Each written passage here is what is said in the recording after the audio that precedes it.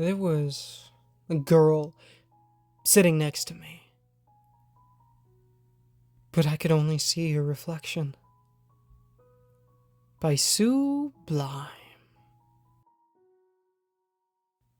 There was a girl sitting next to me. When I looked to my right, the desk, propped against the furthest corner of the room, was empty, as it had been for as long as I could remember.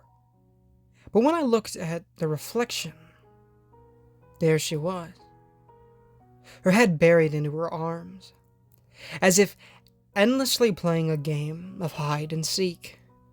It was hard to tell exactly what color her hair was, but judging from how light it was, I would be inclined to say blonde or brown.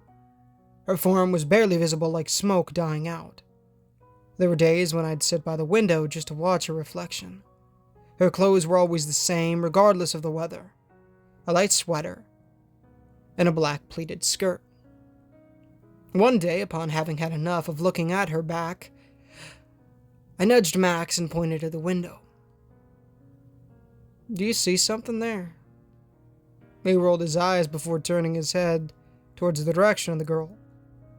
The moment he did, however, his eyelids drooped. Like a veil, something glazed over his black eyes, causing his mouth to slack. I repeated his name, but he remained fixated on her. Or rather beyond her. It was only when my hands oscillated violently in front of him that his eyes regained life. And they finally peeled off her. Don't know. You find a cool cloud or something? He yawned and stretched his arms. You were looking at it too, I stated matter-of-factly, earning me a pair of furrowed eyebrows. That girl, you were looking at her, weren't you? What are you talking about, dude? Leave the pranks to me. It's never going to work with you. He turned his attention to the teacher, continuing with his life as normal. But he had seen it. I was sure of it. Either he was lying and acting stupid, or something about his eyes when dull affected him. However, chasing a lead for a paranormal entity was starting to become tiresome, extremely so. If ghosts were a thing, then why should I try to prove their existence? After all, the dead can't do anything, right? The next day was when things changed. I sat down and began my day as normal and watched as Max entered the room, giving me a quick nod when our eyes met. Hey, Penny. I froze, waiting for him to burst out laughing. However, after several seconds passed, his face remained the same. You mean John, I corrected, and watched his confusion turned into surprise, and surprise into laughter. Oh my gosh, man! He slapped his forehead, his cackles ending in a sigh. I don't know what came over me. Sorry. I knew Max was never the smartest. And sure, he always made jabs at how unmanly I looked, but he was my closest friend. We'd known each other since kindergarten. Heck, he could probably name the first 3 generations of my family tree without getting a name wrong. So to mistake my name for one, not only in the wrong gender, but sharing no similarities to John whatsoever, was beyond odd. I mumbled a response, my attention being drawn back to the girl. The moment my eyes laid upon her, the blood in my veins turned to ice. I could actually see her hair. The once ephemeral, faded tendril had turned to pastel blonde, where I could make out strands that looked as if they'd been woven from gold. And now, her face wasn't pressed against her arms, but facing the front, her gaze bore holes through the chalkboard. I twisted back to where the reflection sat, and yet again, the seat was empty. I shook my head in an attempt to rid my mind of the distraction. The teacher was murmuring the class's names, clearly having lost the patience to withstand repeating the process every day. Only then did I realize the teacher skipped my name, which sat between Mary and James. I raised my hand, and it took the teacher an unbearably long time to notice it.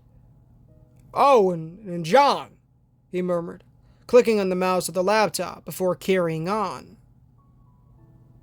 I couldn't pay attention to the rest of his words, my heart beating at a speed that wasn't quite healthy.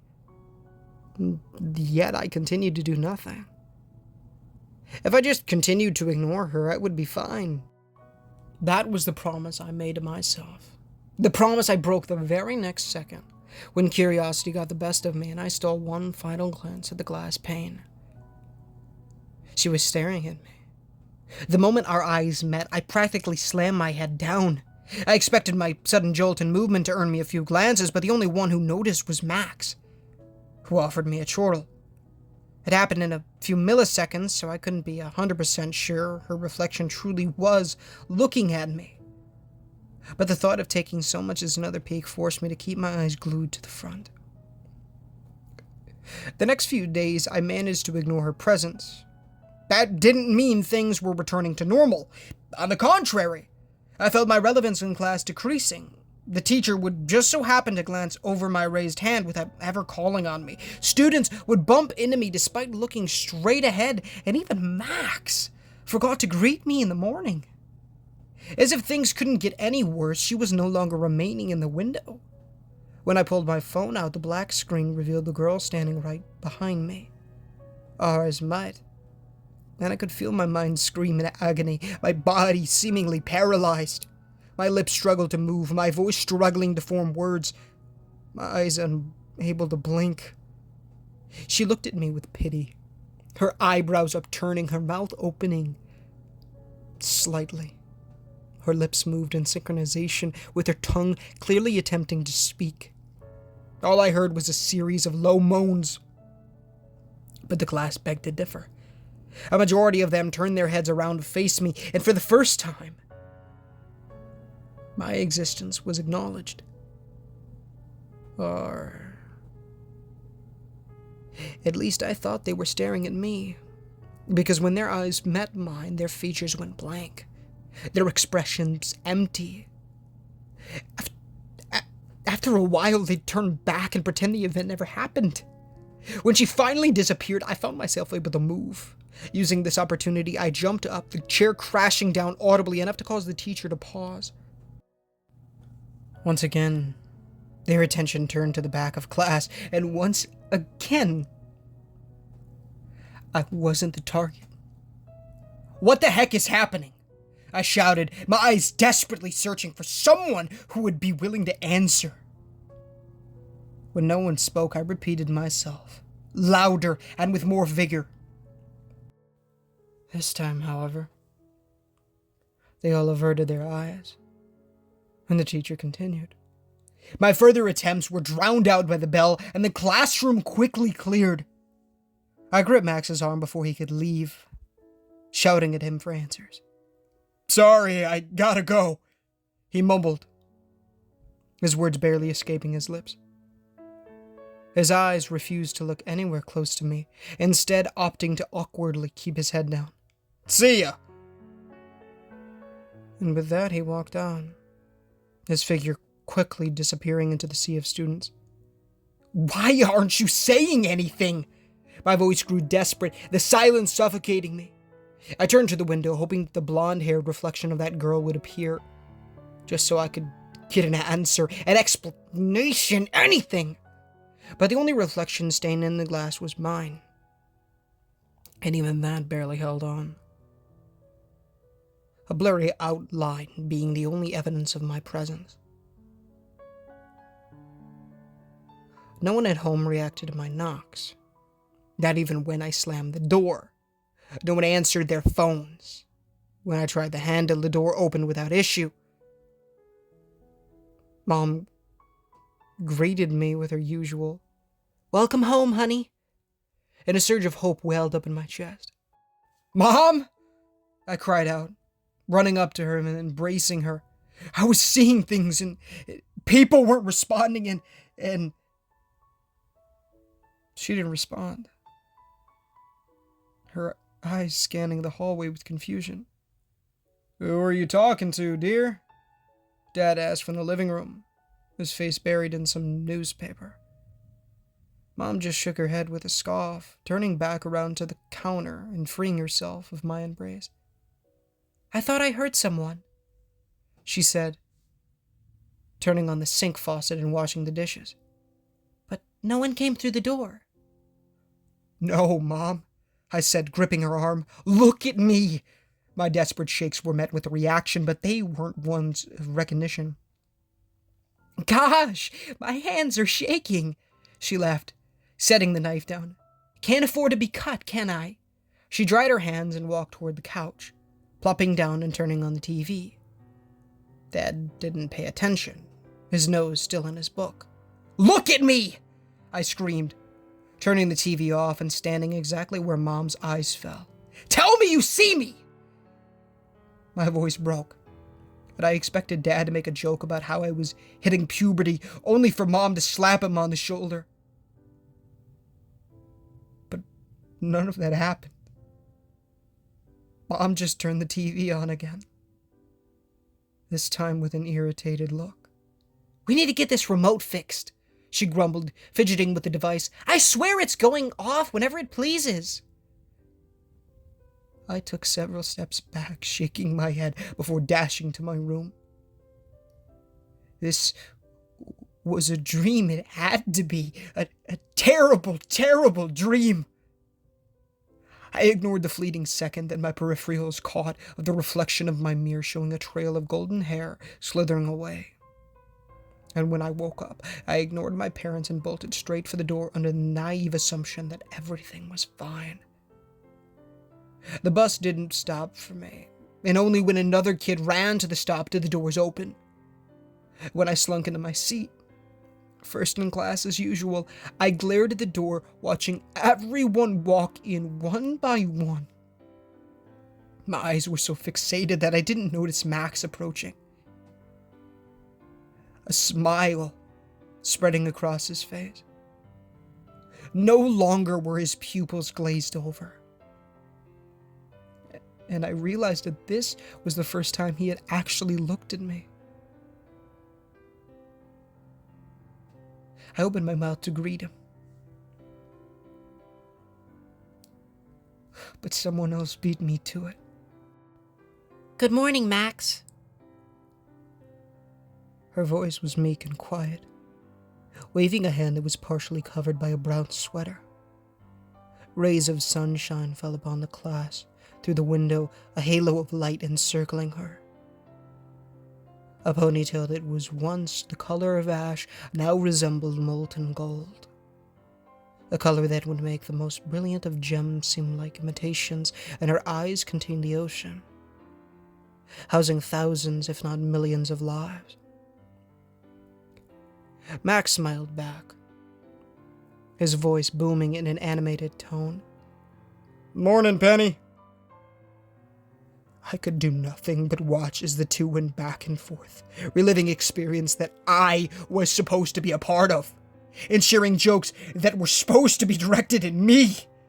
I was the one who was pushed off of the diving board and had red welts across my body, not her. I was the one who got Max a CD that cost half of my month's allowance, not her. But Max didn't agree. The students didn't agree, and Penny sure as heck didn't agree. I looked out the window, spotting that his seat was empty. My seat. Looking down in my hands, I saw his hazy fingers phased in and out of existence, and though I was pale before, what covered my body was nothing short of the color of soot. In a last-ditch attempt, I tried for my phone. My fingers, weak and with barely enough strength to lift themselves, finally managed to grasp the device. The process of pushing down on the screen for it to register my fingerprint was agonizingly slow, and by the time I finally sent a message to Max, half of the period had ended. Yet the results I yielded were nothing more than a momentary glance before he swiped the notification as if it were a bug. My fingers struggled to keep typing, and every attempt felt like a battle against death itself. It took me 10 minutes just to finish the message, and I had barely gotten through a sentence. My motivation was all but gone, and I couldn't bring myself to even send the message. I lay on the ground, letting Penny and Max's occasional laughs pierce my ears. Did she even know of what she had done to me? The life she took? She didn't deserve it. She was the one who deserved to be rotting here in the reflections where no one can see her and no one can remember her. I dragged my body over to her, my teeth grinding as I saw her dimples form when her smile widened. My fingers wrapped around her throat, doing little more than pushing the fabric of her sweater. "Look at me," I hissed, pressing my face mere inches away from hers. "Look at me! I know you can see me!" My voice shook with rage, but not once did her expression change. My stamina depleted, causing my arms to drop to my side. The final nail in the coffin was the sound of laughter coming from Max, a laugh that was once meant for me. I've been writing this out for the past week, forcing myself to bring words on the screen. I don't even know why I bother. If the outcome is anything like what happened to Max, you've probably already forgotten everything I've written. After the first week, boredom had set in. It was grueling, watching everyone walk past me, memories of the good old days being made now belonging to her. I couldn't take it, but I won't let her get away with it. With nothing else to do, I dragged my body off of the floor, using the walls for support. I stalked the classrooms, but with all of the doors closed, I couldn't manage to enter any of them. Any but one. The door, just barely ajar, led to one of the science classrooms. It took all I had in me just to push it enough to squeeze through. The teacher looked in my direction, but I had had my hopes crushed too many times to assume she could see me. The same applied to the rest of the students, who were either busy with work or sleeping. I shuffled to the back, where I leaned against the wall for support. My weight shifted, causing the wood to creak loud enough to alert the whole class. However, none of them took longer than a momentary glance. My fingers struggled to keep typing, and every attempt felt like a battle against death itself. It took me 10 minutes just to finish the message, and I had barely gotten through a sentence. My motivation was all but gone, and I couldn't bring myself to even send the message. I lay on the ground, letting Penny and Max's occasional laughs pierce my ear. Did she even know of what she'd had done to me? The life she took? She didn't deserve it. She was the one who deserved to be rotting here, in the reflections where no one could see her, and no one could remember her.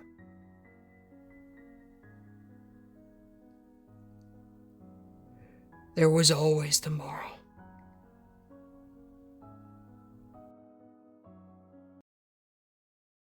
Hey guys, Ninja Gamer, thank you so much for listening to today's story. If you did enjoy, please feel free to leave a like on the videos. It does help the channel innumerably and does get the gospel on people's feeds, as well as please consider subscribing, as we are trying to hit 10,000 subs by the end of the year, and it would be a massive blessing for the Lord if you guys did so. Of course, if you haven't done so already, please make sure to read the $1 million question on screen right now, pinned comment description if you prefer to read it that way. Please read it. It'll teach you about how to go to heaven. Eternal life, who wouldn't want that? It'll teach you about repenting of your sins and trusting in the good Lord Jesus Christ with our mental and strength. and then building a relationship with the Lord by reading the Holy Bible daily, praying daily, and evangelize to people. It's great stuff, so please consider doing so. Please do so. Of course, as always, the $1 million question is not associated with anything I talk about or the author, unless otherwise mentioned. It is for you, the viewer, to read, so please do so. Go give Sublime some love in the comments and the description. The original story link and his Reddit page will be down there, so go give that some love. As well as Mew, go give Mew some love. His YouTube channel and all of the music in these videos will be down there, so go check those out. I love his music so much that I listen to it on my spare time. It's that good, so please go give it a listen.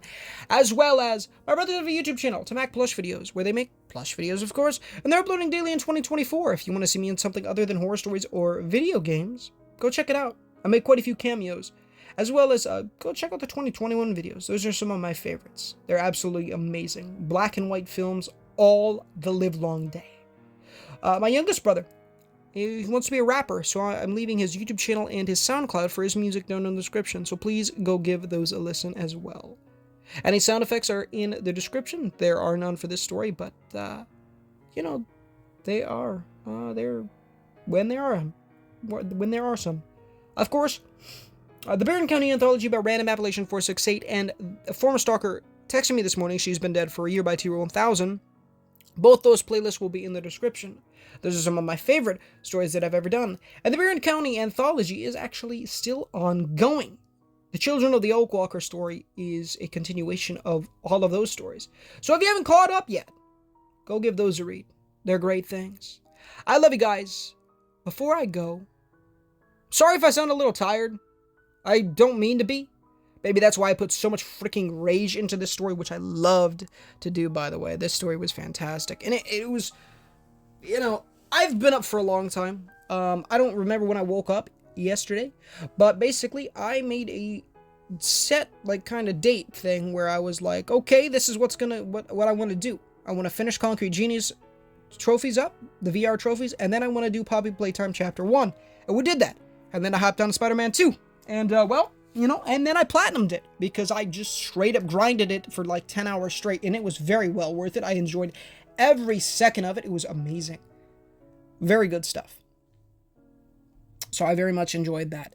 But that being said, I haven't been to bed since the last time I filmed, so there will not be a stream like in the next few hours or so. Just a heads up, I'm going to be going to sleep, and then I will be streaming tomorrow. So yeah. But it's great stuff. So, and that will be Help Wanted. The original, not the new one that just came out recently, because that one apparently is only on VR. You can only play VR on it. And I don't have the PSVR 2. But I believe in spring, at least that's the speculation, that it should be coming out soon to be able to play normally. So hopefully that does end up happening. That would be a massive blessing for the Lord, so that we could play that game, because I'd love to play it. I guess I could just watch Spiff do it, I guess. I want to, no, because I want to experience it with no thing. You know, that's why I think Poppy Playtime Chapter 3 was so amazing, is because I didn't know what was going to happen. And I just loved it. To be fair, it was a lot better than the other two chapters in a lot of ways. In a lot of ways, because of just the advancements, you know, all the great things. The length was very much longer, probably around a 4-hour chapter, plus the amount of jump scares. They really focused on the horror aspect, I think, really much in that chapter, personally. Stay tuned for a video, I don't know when it will be out, but of all the chapters, as well as some other stuff with that game. I definitely want to work on some stuff there for sure. But yeah, I'm going to let you guys go. Thank you for watching. I hope you enjoyed this amazing story by Sublime, as always. And yeah, I'm very happy with the amount of work that we got done today. It was crazy. In the time that I've been up, technically, you know, 2 horror stories and finished up 3 games. Finished the 100%. I already got the platinum for Concrete Genie way back in April for 20 or 30 platinums in 30 days. Obviously, we did 20 and 30. But I lost my focus there. I was biblically accurate right there. Failure comes from losing focus, I believe is what it is. It's great stuff. And it's very true. And then, of course, so I finished off those VR trophies, and then I did the Poppy Playtime Chapter 1, got the 100% for that guy, finished that guy off, and then I finished Spider-Man 2, Marvel Spider-Man 2, for those of you who don't know. At least until they add the DLC or New Game Plus or whatever, which we'll go back and do at some point. They haven't even bothered with it yet, so it's probably best that I am done with it now, because it'll give me time to kind of sit back, relax, and just to kind of enjoy myself and enjoy other games while we wait for Insomniac to do their thing and create this amazing DLC. That I believe it was confirmed that Carnage was getting DLC. Good old Cletus Cassidy himself. It was definitely hinted that he was going to be, at the very least, there was more to come from Cletus. But I guess it is going to be in some DLC, which is really cool to see. You know, we won't have to wait like 5 freaking years. Lord, let us live that long, of course. Amen. For the next game, which will probably be on the freaking PS6 with the way that Sony's been talking, interestingly enough. I think it's really interesting that Sony is saying that because, yeah, the PS5 has been out for 4 years this year, right? Okay, you know, makes sense. But fact of the matter is, recently, the PS5s have been available for everybody, right? It was a big struggle at launch. And really only with Spider-Man 2, in my opinion, have there been any, like, insane games to come to PS5. Yeah, you have stuff like Returnal in the Demon Souls remake and frickin' Ratchet and Clank Rift Apart. And just all these other titles. And I'm not saying the PS5 isn't good. The PS5 is fantastic. Astro's Playroom is fantastic. That was a freaking launch title. Just free with the system. A beautiful game. One of my favorite PS5 games I've played so far. I have 3 PS5 Platinums now. Astro's Playroom, The Walking Dead, Destinies, and of course Marvel's Spider-Man 2. But at the end of the day, that's where we're at here. I don't know. I still think it's an amazing console. I just think that there's a lot of exclusives that they really, you know, I think exclusivity can make a console strive. It's where Nintendo strives, you know what I'm saying, is their exclusive games. Mario, Zelda, Pokemon, Kirby, Metroid, freaking Star Fox, even though there hasn't been a Star Fox game since the Wii U. You know, Pikmin, Xenoblade, freaking, I would say Bayonetta, but Bayonetta's actually on PlayStation. I don't know about 3, but it was Splatoon. Just all these fantastic titles. Donkey Kong, Yoshi. You know, all these fantastic titles that are just insane. You know, that I love. Like, Nintendo will always be best for that. You know, obviously I got, you know, it's nostalgic as heck, but that's the way it is. So, I've kept you guys very long today. Yeah. I love you guys. Thank you so much for watching, and I will talk to y'all very, very soon. God bless y'all. And I will talk to y'all very, very soon. But until next time, guys, this is Ninja Gamer. Signing off.